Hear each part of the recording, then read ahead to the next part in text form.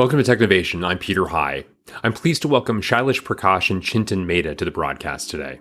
Shailesh is the Chief Information Officer and Chief Product Officer of The Washington Post. On the CIO side of his role, Shailesh leads the company's technology teams. And on the digital engineering side of his role, he's focused on digital innovation and a variety of platforms. Prior to joining the Post, Shailesh was the Vice President of Engineering at Sears Holding Corporation. Chintan is the Executive Vice President and Group Chief Information Officer for Digital, Innovation, and Strategy at Wells Fargo, a Fortune 100 bank with revenues exceeding $100 billion annually. Prior to joining Wells Fargo, Chintan was the Group Vice President and Chief Technology Officer at Walgreens. In this interview, we focus on strategy and its role in driving growth and innovation. Shailesh discusses how IT and engineering went from being a cost center to being a strategic differentiator and driver of business growth. He goes on to share the story of ARC Publishing and Zeus Technologies, which grew from internal solutions into sizable revenue drivers with over 200 customers for the company. Meanwhile, Chintan shares his view on the importance of long-term strategic planning and how the company's strategy, digital platform, and innovation group set strategy across the organization. If you enjoy Technovation, please consider reading my new book, Getting to Nimble: How to Transform Your Company into a Digital Leader. The book's available now on Amazon. As a special offer to our CXO listeners, if you purchase 50 or more books for you and for your team, I'd be happy to join your team for a group discussion on it. To learn more, write us at info@metastrategy.com or visit gettingtonimble.com. Thank you. This interview was recorded live at our MetaStrategy Digital Symposium on March 30th, 2021. Gentlemen, welcome. It's great to see you both. Thank you. Let me begin with you, Shailesh. Shailesh, you joined the Washington Post almost 10 years ago. And as we've done with a few other conversations of kind of a walk through down memory lane, the organization that you joined nearly 10 years ago was, let's be very candid, on perilous footing. The media landscape, more generally speaking, was. I know in one of the newspapers that my family got when I was growing up no longer exists, and I'm sure many people who are watching this today can speak to similar consequences of consolidation and, frankly, just liquidation that's happened in the media space. You had a different vision for the Post and to how to get it back towards health and to sort of earn its place toward a new reality. But I wonder, what was it about what you found, an organization that's advertising revenue was declining, one that also had a declining readership, frankly? Where did you see kind of a diamond in the rough with what you joined? And what were some of the initial stages and steps that you undertook in order to polish that diamond? Yeah, so thank you for having me, Peter. The media industry, like you said, if there's one industry that the internet has truly taken a sledgehammer to, it's been the newspaper industry. The often talked about analogy is that it was basically print dollars to digital dimes. We went from having a very strong print-centric business, almost in many ways a monopoly, to then being completely disrupted when the internet came along. And I think that the newspaper industry made a big mistake where initially the digital strategy was completely funded by advertising. So you got the newspaper, you had to pay for it, but when you went online, then you got it for free because it was supposed to be funded by ad dollars.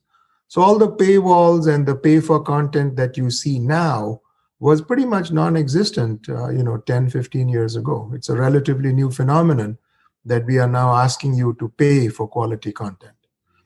Definitely, when I got to the Post, it was a business that had taken a huge hit in terms of declining revenues.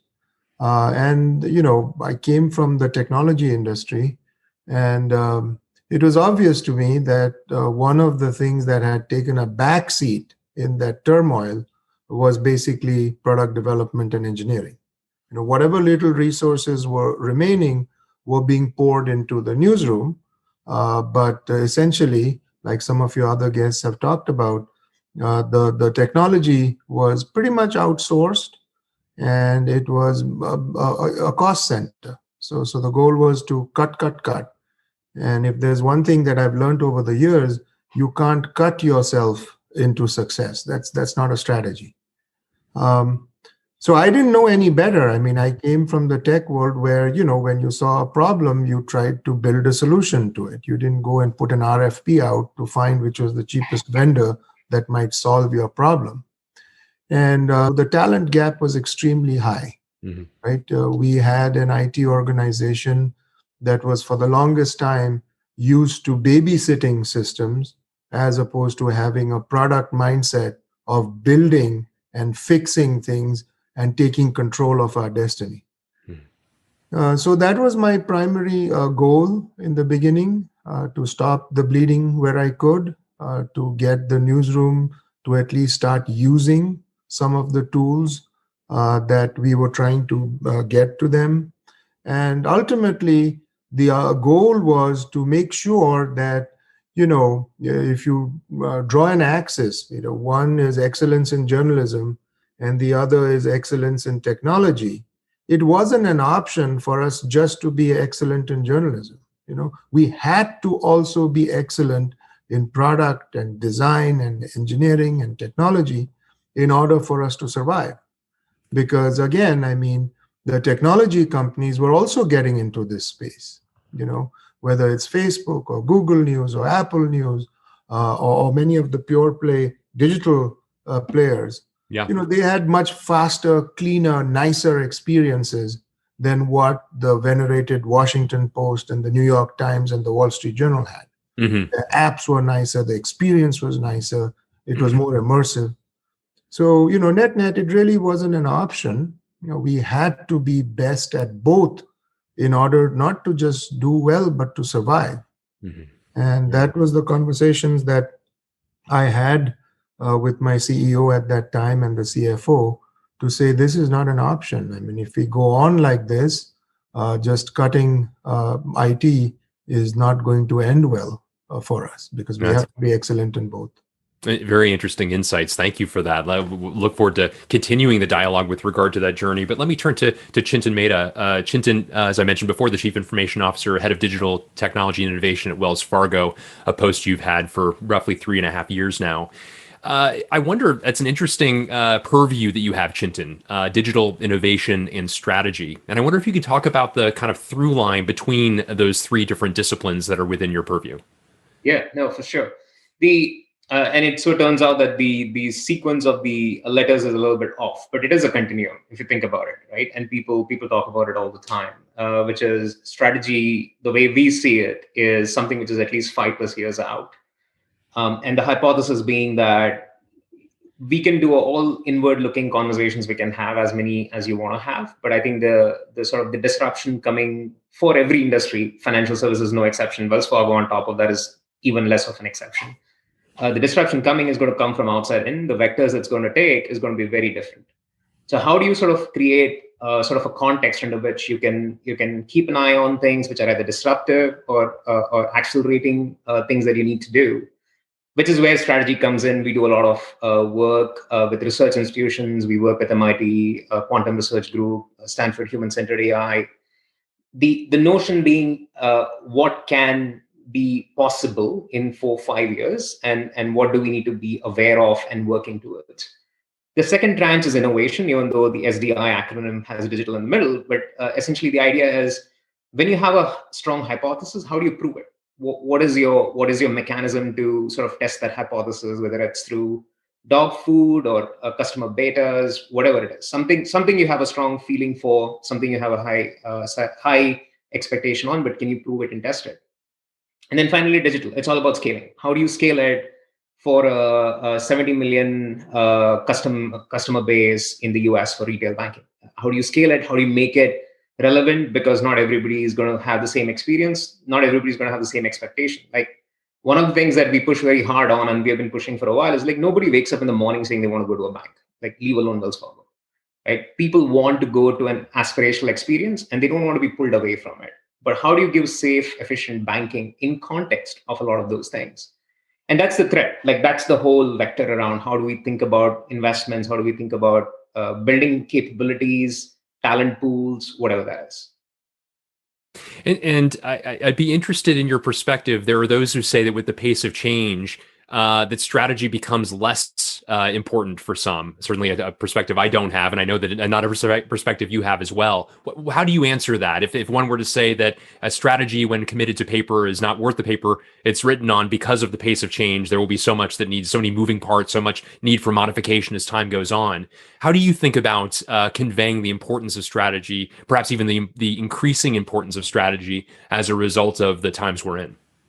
The way I would frame it, Peter, is that there's a time constraint function and there is a filtering function. Like without knowing what sort of at least some semblance of a hypothetical end game, which is a few years out, every shiny object will look like worth engaging with, but not every shiny object is worth engaging with in reality. Right? Not everything sort of pans out, and I think in that sense, strategy gives you that context. You could be wrong about strategy, right? And you should have the mechanisms to be able to sort of reevaluate and pivot when something new comes along, which we are not expecting.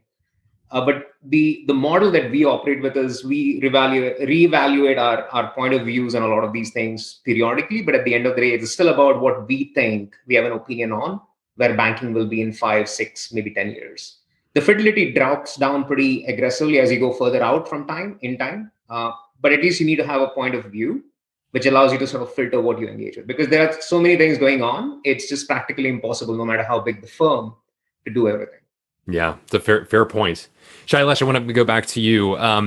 One of the really remarkable aspects of your story has been the strategy that you formulated and the plans you put in place in order to develop this product mindset that has come up in a variety of different ways. I want to cue up the story that you've told me on several occasions of the development of ARC Publishing and now the expansion into Zeus technology. If you could just take a few minutes and talk a bit about how transforming the platform that the Post itself publishes on became a revenue opportunity more broadly across the organization and the industry, one to the tune of quickly growing to 100 million in revenue and perhaps more. Talk a bit about the story there, if you would. Sure. I mean, like I said, I didn't begin with a great business plan to sell software or to become a company that actually was a SaaS vendor. That was not at all top of mind for me. My main job was blocking and tackling and fixing and building and getting the right mindset and the talent into the company in the beginning. But as we saw and the one thing I found, and I found this a couple of times, is, Peter, when there's a change that's occurring, then people often divide into what I think are 3 groups. There's one pretty small group that says, oh, wow, finally, this change has come. We've been waiting. We've been, shouting for it. Now it's here. We need to now transform from being this, IT-centric company more into a product-centric, more into a build philosophy. That's a small group. And then there's another small group, which is, oh my God, this is going to tank us. This is the worst thing. Absolutely, we are going to spend a lot of money. How can we ever compete with what's out there? This is ridiculous. And then there's a pretty large middle group that is kind of waiting and watching. They don't know whether to go with the optimists or the pessimists. And so the initial first few years was basically trying to get a few wins on the board, to at least get some stuff built that took care of the most pressing problems. But as the organization began to shift with a few of the wins that we were getting, then I really began to think that, look, if this is the state of the situation for a storied brand like the Post, it can't just be us. There must be others out there too. But I was also afraid of whether we had the ability to truly offer a cloud-based CMS, So the first thing that I did is that I offered it for free to university newspapers to say, hey, you guys have publishing needs too. This is how we are doing blogging. This is how we are building our apps. This is how we are doing our content management planning. Would you like to try it? And universities are pretty quick, especially if it's free. So we got a couple of universities. We got Yale, we got Columbia, we got the University of Maryland here in DC. And from there, I got more confident that indeed we could build multi-tenant systems. I also got a little bit of the sense of what it would cost to do something like that, what the support issues might be. And then from then on, we managed to get a very small client in Portland, Oregon, to be our first paying customer. I still believe they sent me a check in my name that I carried in my pocket. I didn't know where to deposit it.